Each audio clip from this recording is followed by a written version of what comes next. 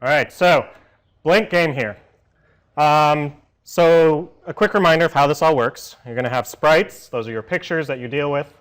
You're going to have objects. Those are the things that actually do stuff in your game. And then rooms are your levels, at least to begin with. So the beginnings of the catch game, you have some object that runs around using, I'm going to do the arrow keys. So I'm going to create a new sprite, load in something. Oh, what should I load? I'm going to just do some of the basic ones.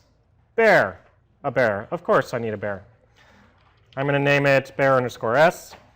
Something important that happens in GameMaker 2, you want to make sure that your names do not use spaces. Because if you're typing in a line of code, if the name has a space in it, it thinks that it's two different objects or two different variables or two different names. So you want to make sure that if you are trying to put in some sort of space, use an underscore. The other thing that matters is you want to make sure that your sprites, objects, variables all have different names, unique from each other. So one reason I put on this _s at the end is to make sure that it's very clear just by looking at this, this is the sprite, not the object.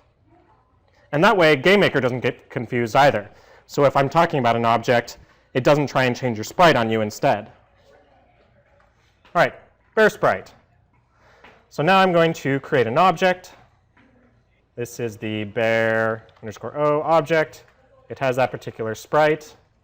Once again, I am going to use the events that I used before. So for example, a key press to the left.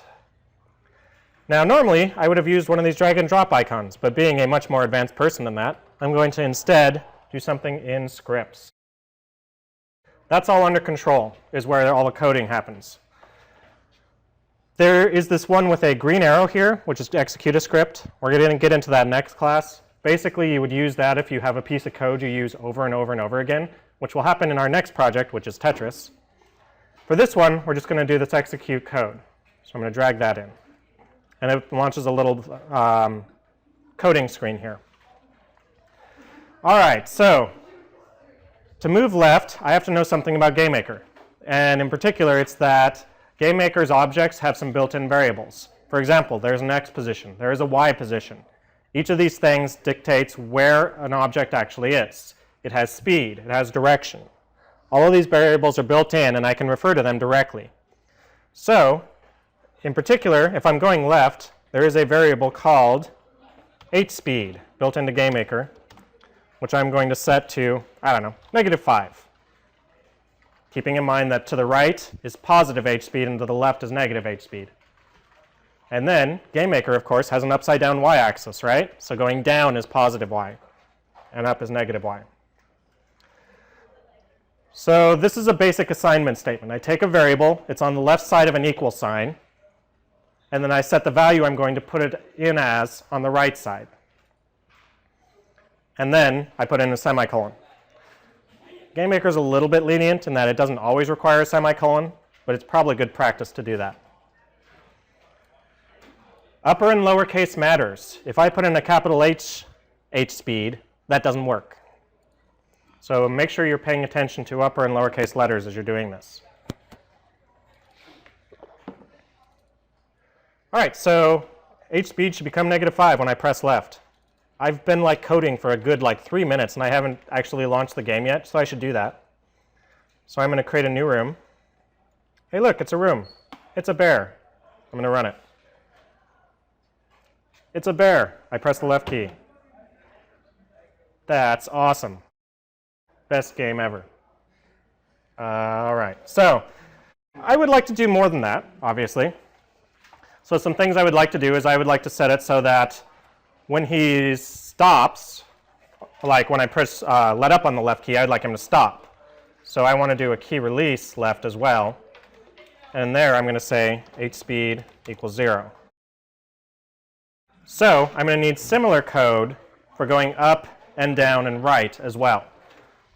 So going down is going to be vspeed, which is another built-in variable, which stands for your vertical speed. Going down is positive vspeed, going up is negative vspeed, and when you release on those, you're going to want to set the vspeed to 0. So let me do that real quick. So if you're using WASD, go ahead and do that. So key press right, hspeed equals 5. Key release write. H speed equals 0.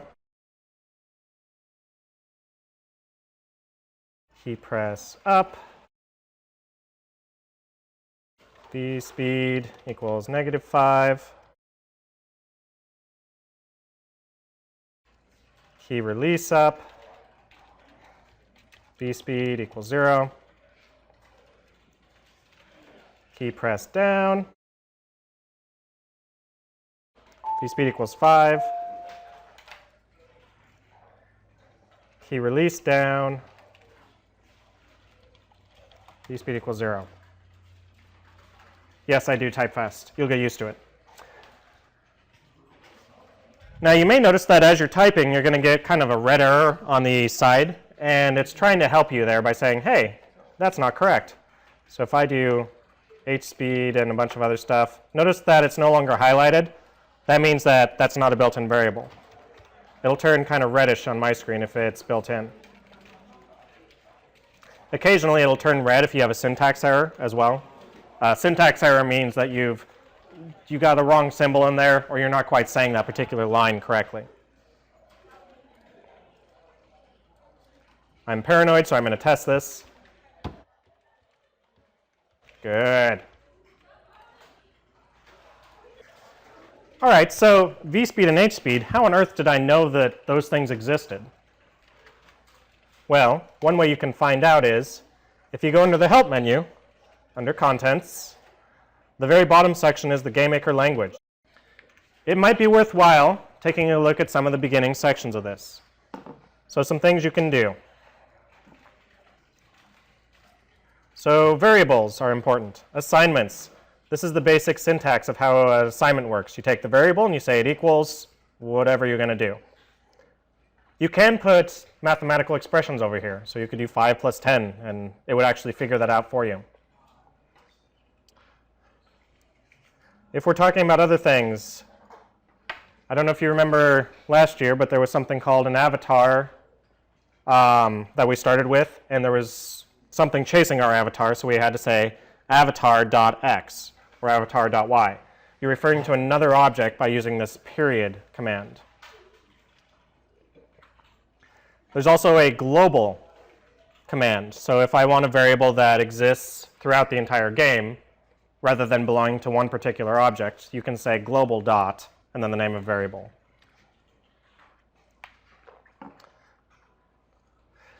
So vspeed. What does vspeed do? So here's a bunch of stuff about moving around. I just went into the index and started typing vspeed. So we have an x position, y position. So these two are built in, x and y, we knew that. X previous and y previous are built in. So on the current step, that's the position you were last step. That's kind of nice to know. X start and y start. So it actually saves off where you were created. H speed and v speed. Hey, that was what I was looking for. There's also direction, speed. Every object has friction and gravity built into it. So there's a variety of things you can do here. Now there is a convenient thing I've put in the README, which is a drag and drop to GML reference. So if I go into GameMaker 2, there's this folder in there called drag and drop to GML reference. And if you open up this very first HTML, which is a web page, if I go further down, hey look, when I want to say move fixed or move free, there's a command called motion set, and you give it the direction and speed. Now you don't say direction and speed, you replace those two things with numbers. And generally speaking, anytime that we had some command where we would fill in blanks in the drag and drop command, we just replace these named things in here with what we would fill in. So, speed horizontal, that sounds familiar. There's h speed, and you set it equal to whatever it's going to be. V speed, set it to be whatever it's going to be. So if you really do understand the drag and drop commands really well, and you just want to know how to translate that, a lot of those commands are in here. Occasionally, they have to put in other things, like there's a series of steps, for example, transform sprite, you actually have to set up all of those things to make it match up. There's not just one command that does exactly the same thing.